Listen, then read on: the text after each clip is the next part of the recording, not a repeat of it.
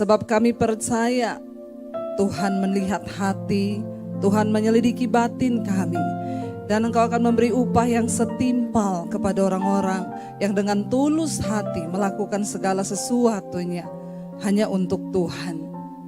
Urapi setiap kami pagi ini, urapi hamba-Mu yang tidak ada apa-apanya Tuhan. Berbicara bagi kami, sampaikan isi hati-Mu bagi kami Tuhan. Kami perlu firman Tuhan, karena kami percaya hanya firman Tuhan yang sanggup mengubah hidup kami, memberi jaminan kepada kami untuk mendapatkan hidup di dalam kekekalan. Di dalam nama Yesus yang percaya Tuhan memberkati kita, katakan bersama, amin, amin, amin. Silakan duduk Bapak Ibu. Iya, haleluya, shalom. Apa kabarnya hari ini? Puji Tuhan, ya saudara, ya saya percaya kita semua dalam keadaan baik, sehat dan luar biasa. Saya pun hari ini bisa berdiri di sini tuh anugerah saudara, karena 3 hari saya kena diare. Ya, dan saya lemes sekali ya, ternyata kita tuh cuma kena diare aja bisa lemes ya saudara ya. Betapa kita ini rapuh, gak ada apa-apanya ya. Tapi saya percaya Tuhan beri saya kekuatan ya, apalagi dengan ini lampu terang sekali ya lampu ini ya, bisa dikurangi sedikit cahayanya saudara. Ya karena memang ya untuk kebutuhan kamera, tapi ya jadi saya bisa lihat mukanya jemaat di sini. Shalom Bapak Ibu, ya apa kabarnya? Luar biasa, hari ini tema firman Tuhan adalah kita nih melayani di dalam ketulusan. Ketulusan hati ini penting sekali Bapak Ibu. Kenapa? Karena Alkitab berkata Tuhan itu melihat hati. Ketulusan adalah sesuatu yang tersimpan jauh di dalam hati dan orang tidak bisa lihat. Siapa yang bisa lihat? Tuhan. Tetapi ini juga adalah hal yang sangat penting akan menentukan hidup kita diberkati atau tidak. Itu tergantung dari ketulusan hati yang kita miliki. Kita baca dulu bersama ayat dari firman Tuhan yang diberi 1 Petrus pasal yang kelima ayat yang kedua saudara. 1 Petrus pasal yang kelima ayat yang kedua. Kita baca di sana firman Tuhan berkata 1, 2, 3. Gembalakanlah kawanan domba Allah yang ada padamu, jangan dengan paksa tetapi dengan sukarela, sesuai dengan kehendak Allah. Dan jangan karena mencari keuntungan tetapi dengan pengabdian diri. Ini surat Petrus ya kepada rekan-rekan sepelayanannya. Dikatakan kita harus melayani dengan hati yang tulus saudara. Ketulusan itu ada 2 hal di dalamnya, tentunya di sana dikatakan Petrus memberi nasihat kepada rekan-rekan sepelayanannya. Gembalakanlah kawanan domba Allah yang ada padamu. Jangan dengan paksa tapi dengan sukarela sesuai dengan kehendak Allah. Dan ya jangan karena apa? Mencari keuntungan tetapi dengan pengabdian diri. Saudara, orang yang tulus itu pasti tidak mau mencari keuntungan. Dan ini bukan hanya berlaku bagi hamba-hamba Tuhan atau orang yang melayani Tuhan. Tapi kita semua yang ada di tempat ini.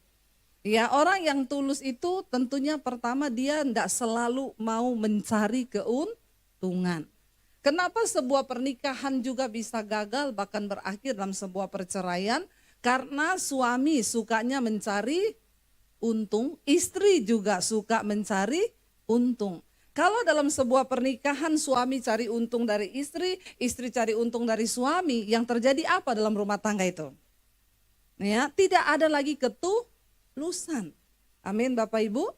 Ya, istri melakukan sesuatu ya kalau saya lakukan ini saya untungnya apa? Layani kamu, enak aja ya. Maka ada satu tayangan saya lihat saudara.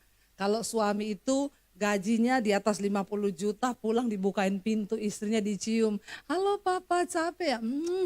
Sini pak tasnya dibawain. Ya lalu dikasih kopi, dikasih teh, silakan pak duduk, gaji di atas 50 juta. Yang UMR begitu pulang nggak dibukain pintu. Ketok-ketok buka pintu sendiri, begitu nyampe istrinya langsung kasih galon, nih ganti galon sana. Karena gajinya UMR. Saudara, ya kenapa terjadi seperti itu? Sebab dua-dua sudah mencari keuntungan. Ya, kalau dalam pernikahan sudah mencari untung, Jujur atau tidak loh, diakui nggak? Coba kita introspeksi diri. Dalam pernikahan kita sekarang kita cari untung atau tulus melakukan sesuatu untuk pasangan kita. Halo, nggak usah jawab sama saya, nggak usah jawab di sini. Kalau jawabnya di sini semua jawabannya manis. Ya, tapi jawab di dalam hati saja, amin. Ya, kita melayani suami kita tulus atau karena ada apanya. Kita melayani istri kita itu tulus atau ya karena ada sesuatu. Itu perlu kita tanyakan, saudara. Kenapa akhirnya istri menjadi lelah melayani suami, suami menjadi lelah melayani istri. Bahkan juga di dalam pelayanan, saudara, kadang kita menjadi lelah dalam melayani Tuhan. Kenapa? Karena sudah bicara untung rugi. Amin. Jadi sudah seperti dagang. Ya, kalau pernikahan jadi dagang, untung rugi, kacau enggak? Kacau, saudara. Tuhan itu mau kita melayani, dikatakan jangan karena untuk mencari keuntungan, tetapi dengan pengabdian diri. Ya, pengabdian diri ini nasihat ini bukan hanya bagi para pelayan-pelayan Tuhan diberikan oleh Petrus, tapi bagi setiap kita. Ya, kalau dalam rumah tangga itu ada pengabdian diri, luar biasa enggak pernikahan kita? Wow, saya mau melayani suami karena ini pengabdian diri saya. Ya, saya melayani anak-anak, ya ini pengabdian diri saya. Bicara untung rugi, ya saya nggak peduli. Percayalah Bapak Ibu, semua yang kita lakukan itu kita akan mendapat upah dari Tuhan. Amin. Ya, tapi menjadi orang yang tulus itu memang kayaknya kok kalah terus ya. Ya, ada yang berkata begitu, saya itu loh Bu, sudah ngalah sama suami. Tapi kayaknya semakin saya ngalah, dia kayaknya semakin besar kepala ya Bu.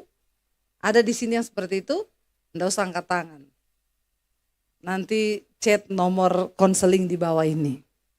Ya, percayalah Bapak Ibu, ketika kita hidup dengan pengabdian diri, maka Tuhan itu menilai kita loh. Dan ada upah loh. Ya, tapi memang benar untuk melakukan semua yang tulus hati itu, saudara, Tuhan ingat kepada keturunannya loh. Padahal sudah nggak mungkin ya. Tuhan bisa langsung memberikan kerajaan itu langsung semuanya kepada Yerobeam. Tapi Tuhan bilang, "Ndak, aku sisakan 2. Karena aku ingat kepada Daud, ayahnya Salomo. Dan Tuhan sudah berjanji bahwa kerajaan itu tidak akan terputus dari Daud dan keturunannya. Tapi karena keturunannya tidak melakukan apa yang Tuhan katakan, tidak hidup dengan tulus hati di hadapan Tuhan. Ya, lalu dikatakan di sana Tuhan akhirnya menghancurkan semuanya, tapi masih disisain 2, saudara. Ya, bagi keturunannya Daud. Dan Tuhan berkata, hanya karena aku ingat Daud ayahmu yang tulus hati. Saudara, kalau kita hidup dengan tulus hati di hadapan Tuhan, saya percaya Tuhan akan ingat keturunan kita. Katakan amin. Makanya apa yang harus kita wariskan kepada anak-anak kita bukan kekayaan, bukan. Warisan iman, warisan ketulusan. Pada akhirnya Salomo jatuh, kenapa? Karena dia ingin menambah kekuasaan kerajaannya dengan kekuatannya sendiri. Dia mengawini putri-putri raja kafir yang tidak lagi percaya kepada Tuhan. Bahkan bukan hanya itu yang membuat Tuhan marah kepada Salomo. Dia membangun kuil-kuil untuk istri-istrinya ini kepada penyembahan berhala. Sehingga Tuhan bilang dia tidak lagi hidup dengan tulus hati di hadapan Tuhan. Demi kekuasaan, demi hal yang dia mau, saudara. Dia menghalalkan segala cara dan akhirnya Tuhan mendapati dia gak tulus hati. Tapi karena Daud ayahnya, ya Tuhan masih beri 2 suku di bawah kepemerintahan Rehabeam anak Salomo yang menjadi kerajaan Yehuda, saudara. Kita lihat, saudara, apa yang Daud pesan kepada anaknya. Buka bersama 1 Tawarik 28 ayat yang ke-9, saudara ya. 1 Tawarik 28 ayat yang ke-9. Apa yang Salomo pesan kepada anaknya? Dia berkata begini kepada Salomo. Daud berpesan kepada Salomo waktu dia itu mau menggantikan Daud ayahnya. Baca bersama. Dan engkau anakku Salomo, kenalilah Allahnya ayahmu dan beribadahlah kepadanya dengan tulus, ikhlas, dan rela hati. Sebab Tuhan menyelidiki segala hati dan mengerti segala niat dan cita-cita. Ya, jika engkau mencari Dia, maka Ia berkenan ditemui olehmu. Tetapi jika engkau meninggalkan Dia, maka Ia akan membuang engkau untuk selamanya. Katakan, amin. Saudara, ketika bahkan Daud hendak turun dari tahtanya dan akan mengangkat Salomo menjadi raja menggantikan dia, dia berkata kepada Salomo, tetapi engkau, hai anakku Salomo. Dia bilang apa? Kenallah Allahnya ayahmu. Loh, luar biasa loh saudara. Dia gak bilang kenallah Allahnya Israel, enggak. Kenallah ayahnya siapa? Kenalnya Allah, kenallah Allahnya siapa? Ayahmu. Kita bisa gak berkata kepada anak-anak kita, Dek, kenallah Tuhan yang mami sembah itu loh. Kenallah Tuhan yang papi sembah itu loh. Kenallah Tuhan yang papa mamamu sembah itu loh. Kenapa Daud berkata kenallah Allahnya ayahmu itu, kenapa saudara? Ini bicara tentang sebuah hubungan antara Daud dengan Tuhan yang begitu dekat. Dia mengenal Tuhan dengan benar dan dia mengenal siapa Tuhan yang dia sembah itu. Makanya dia berkata kepada Salomo, kenallah Allahnya ayahmu. Saudara, iman itu harus kita wariskan kepada anak kita. Dan Daud berpesan apa? Beribadahlah kepadanya dengan tulus, ikhlas. Saudara, kita nggak bisa mungkin tulus kepada manusia kalau dengan Tuhan saja hubungan kita tidak tulus. Amin. Tapi banyak orang Kristen suka main judi dengan Tuhan. Ya, saya ini sudah doa loh. Awas loh kalau Tuhan nggak jawab doaku. Ya enggak saudara? Ya, kalau disuruh melayani Tuhan, tunggu dulu. Doaku belum dijawab. Aku enggak mau melayani Tuhan sebelum doaku itu dijawab. Main judi enggak kita sama Tuhan? Ya, kita lupa bahwa nafas hidup yang kita hirup ini adalah pemberian Tuhan. Engkau bisa napas, engkau bisa berjalan, keadaanmu bisa baik-baik saja, itu semua karena Tuhan. Makanya bagaimana kita bisa memiliki sikap tulus dengan sesama, diawali yang pertama kali kita ini sama Tuhan hubungannya harus tulus. Saya ingat pertama kali kami datang di Jakarta saudara, hidup kami susah sekali ya. Lalu suami saya berkata, waktu itu kami numpang ya di salah satu rumah saudara saya. Lalu suami saya berkata begini, saya berdoa minta rumah saya ya, kata suami saya. Biasanya kalau kamu yang doa itu didengar sama Tuhan. Ya, kata suamiku. Ya, doa minta rumah karena doamu itu didengar. Saya bilang sama suami saya, enggak usah berdoa minta rumah. Kita ini ikut Tuhan tulus saja. Kalau Tuhan tahu kita sudah butuh rumah, Tuhan pasti kasih. Tapi kita enggak usah punya embel-embel. Mau melayani minta rumah, minta ini. Jadi saya itu ikut Tuhan, saya enggak pernah loh berdoa minta rumah. Saya enggak pernah berdoa minta mobil. Saya enggak pernah berdoa minta motor. Saya enggak pernah berdoa minta sesuatu yang sifatnya itu materi. Kenapa saudara? Karena saya tahu saya ini sudah diselamatkan hanya karena anugerah. Itu sudah luar biasa. Ya, ketika kita itu dengan Tuhan tulus saudara, ya, maka saya percaya waktu kita tulus dengan Tuhan, ya hubungan kita juga dengan sesama, kita juga dengan suami, dengan istri, dengan anak itu ya insya Allah juga akan tulus. Amin. Tapi orang kalau sama Tuhan aja udah bulus ya. Tulus itu lawan katanya bulus. Sekarang kan banyak orang bulus ya. Banyak saudara ya, di depan baik, di belakang ya bulus itu namanya. Tulus itu lawannya bulus. Ada maunya, pengen cari kepentingan diri sendiri. Lah sama Tuhan kok main-main loh saudara. Ngapain kita nih bulus-bulus? Tuhan itu melihat hati. Daud bilang kamu harus beribadah kepada Tuhan dengan tulus, ikhlas, dan rela hati. Orang tulus itu selalu rela hati. Waktu kamu tulus dengan Tuhan, rela hati, dikatakan kenapa saudara kita perlu memiliki ketulusan dan kerelaan hati? Sebab Tuhan, apa dikatakan di sana? Menyelidiki. Apa yang Tuhan selidiki? Segala hati dan mengerti segala niat. Amin. Tuhan tahu nggak niat yang ada di hati kita sekarang? Tahu. Ya. Jadi kita ini tidak usah bulus-bulus karena Tuhan mengerti segala niat yang ada di dalam hati kita. Niat kita tuh apa? Makanya saya selalu berkata sama Tuhan tuh gak usah pencitraan saudara. Percuma.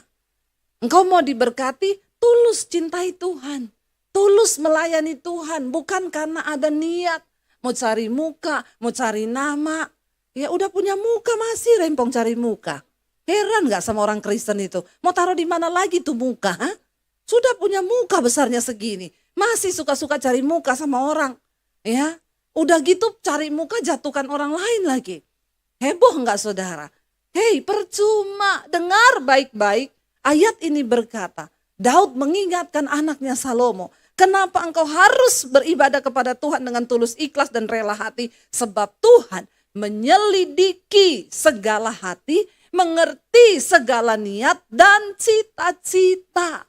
Ya, maka engkau ya, ketika engkau sungguh-sungguh mencari Tuhan, dia bilang, maka ia akan memberkati engkau, berkenan ditemui olehmu. Ketika engkau mencari dia, Tuhan berkenan ditemui olehmu. Saudara, apa yang paling membuat hidup kita bahagia? Waktu kita berdoa, Tuhan berkenan untuk ditemui. Amin. Tapi orang Kristen itu banyak merasa aman-aman aja. Walaupun doa gak ketemu Tuhan, pokoknya doa dia. Gak tahu ketemunya siapa. Ya, ini penting loh saudara. Daud pesan kepada Salomo. Kalau engkau hidup mencari Tuhan tulus ikhlas, rela hatimu dengan Tuhan, ya Tuhan itu melihat niat hati. Dia tahu semua niat-niat busuk, niat-niat baik. Itu Tuhan tahu loh. Saudara, ibu-ibu, bapak-bapak. Engkau punya niat busuk kepada pasanganmu, kepada anakmu, kepada siapa. Ingat loh, Tuhan tuh tahu loh ya. Jangan sampai ya. Walaupun engkau benci kepada suamimu, jangan sampai ya bikin jus dikasih sianida. Ya ini lagi heboh lagi nih kasus sianida. Ya ternyata memang banyak sandiwara di dalam dunia ini. Tapi kan percaya toh waktu hari penghakiman semua akan dibuka. Ya kasihan loh kalau memang dia gak bersalah tapi sampai di penjara begitu tuh kan kasihan. Tapi jangan main-main dengan Tuhan loh. Pengadilan Tuhan itu ada. Ada CCTV-nya Tuhan ada. Ya waktu ditanya kamu membunuh atau tidak? Tidak. Tuhan bilang, malaikat putar CCTV nomor 5. Toh? Ya, kamu selingkuh? Enggak, putar nomor 3. Makanya sekarang mumpung masih ada waktu bertobat. Jangan main-main dengan Tuhan. Bahkan yang ada di dalam hati nurani kita pada hari penghakiman Kristus akan dibuka saudara, dibuka semua. Enggak usah banyak rekayasa. Ya, Indonesia ini lagi heboh, wah tahun politik ya. Wah banyak hal-hal yang terjadi di luar dugaan, di luar logika. Banyak yang tanya bagaimana ini ibu, saya hanya berdoa keputusan Tuhan yang terjadi. Biar orang yang takut Tuhan, yang sungguh-sungguh memikirkan kepentingan bangsa yang akan dipilih oleh Tuhan atas bangsa ini. Kita berdoa loh saudara, berdoa loh ya. Karena banyak orang punya kepentingan diri, amin.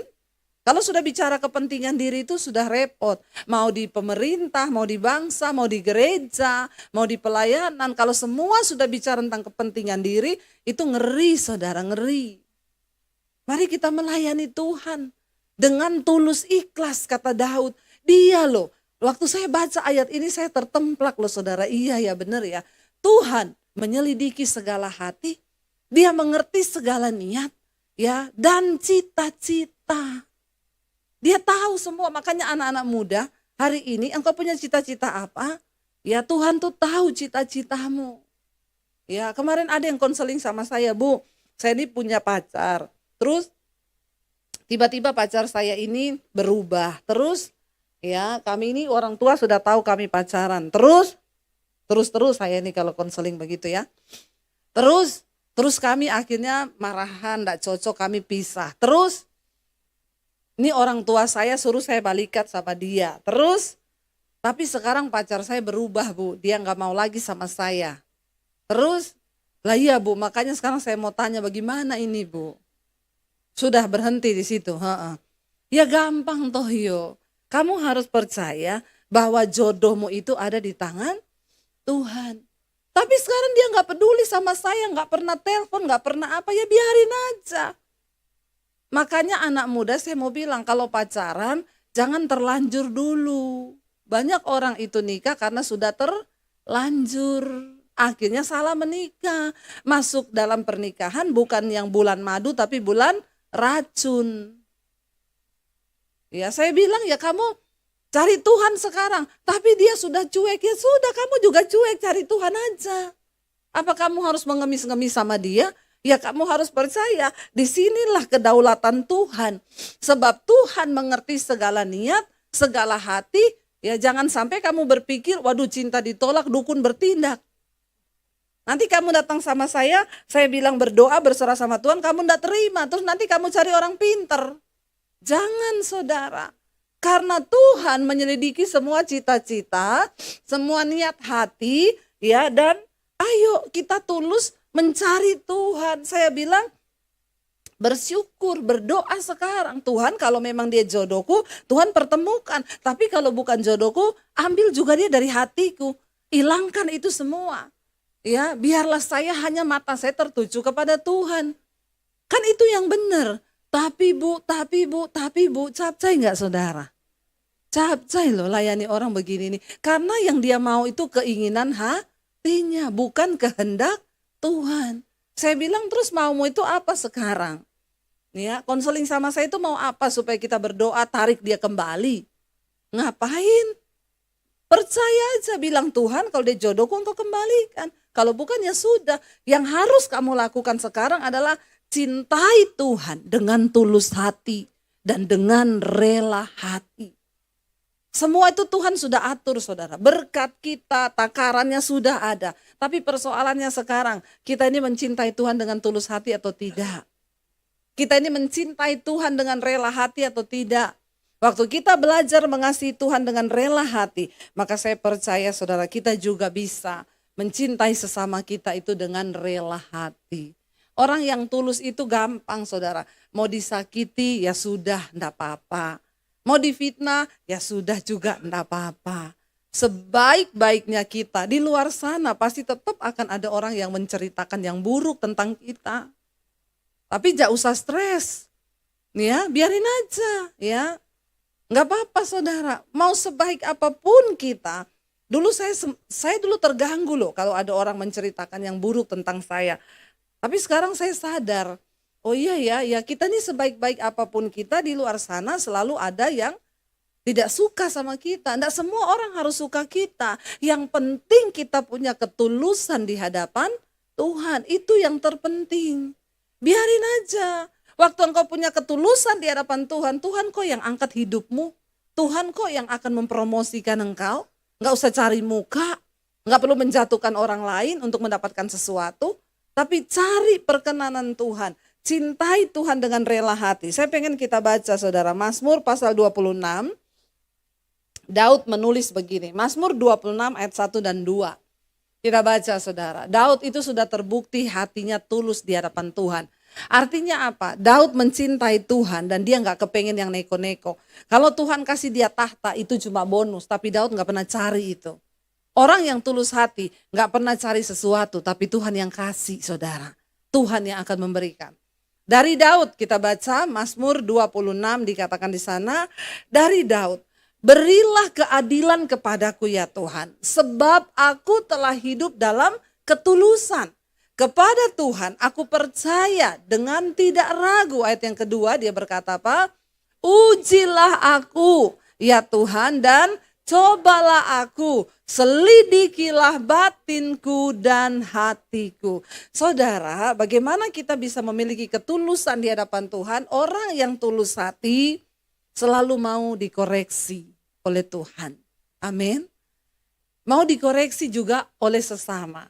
Ya, istri ketika kita dikoreksi oleh suami, ketika kita dikoreksi oleh siapapun, mari kita menerima itu. Dikoreksi oleh anak, ya siap untuk minta maaf ya. Nggak apa-apa, ya siap. Bilang maaf kalau kita sebagai orang tua salah. Saya nggak pernah ragu untuk ngomong maaf ke anak-anak kalau memang saya yang merasa saya salah. Ya, saya ngomong maaf ya, maafin mami. Nggak apa-apa.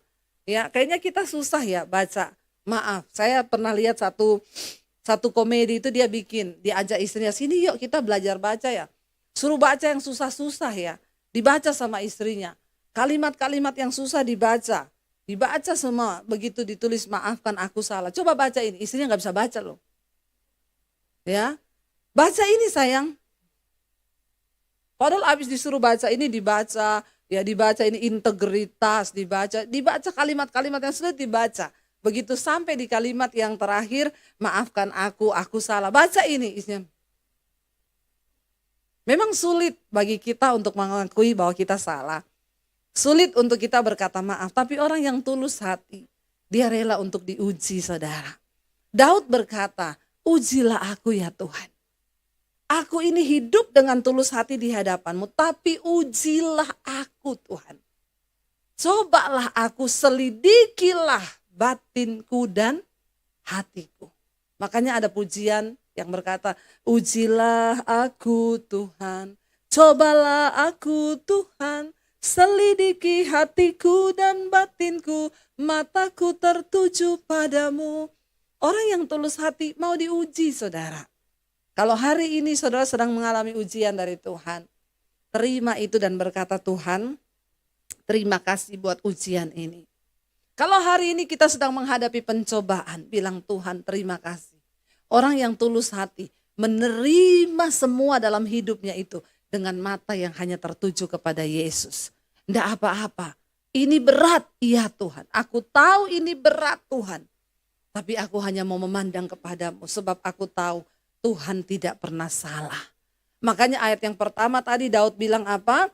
Tuhan berilah keadilan kepadaku ya Tuhan. Sebab aku telah hidup dalam ketulusan. Dan kepada Tuhan aku percaya dengan tidak ragu-ragu. Orang yang tulus hatinya percaya sama Tuhan. Jangan pernah ragukan Tuhan. Waktu kita tidak meragukan Tuhan, kita percaya bahwa semua yang terjadi di hidup kita itu seizin Tuhan. Saudara, mari kita belajar mencintai Tuhan dengan tulus hati. Tidak usah banyak permintaan hari-hari ini. Aku mau gini Tuhan tapi jawab dulu ini. Aku mau gini Tuhan tapi berkati dulu. Tuhan aku mau gini, tidak usah. Mari kita belajar memiliki ketulusan hati dalam beribadah kepada Tuhan, mengasihi Tuhan. Saya undang para imam musik maju ke depan. Biarlah hari-hari ini saudara kita mau berkata kepada Tuhan. Tuhan koreksi kami Tuhan. Uji kami Tuhan, kalau ada yang tidak berkenan di hidup kami mau Tuhan bentuk kami menjadi setulus dengan yang Tuhan mau. Ingat saudara, waktu kita hidup dengan tulus hati, anak cucumu akan mendapat berkat yang dari Tuhan. Bangkit berdiri bersama kita katakan di hadapan Tuhan, ujilah aku Tuhan, cobalah aku. Enggak apa-apa ya saudara nyanyi lagu ini ya. Kalau kita tulus nyanyi ya. Banyak orang gak mau nyanyi lagu ini. Dia takut saudara. Tapi waktu kita cinta Tuhan dengan tulus hati, tidak apa-apa nyanyi aja. Bahkan dengan bercucuran air mata. Katakan pujian ini. Mari tutup mata dalam hadirat Tuhan.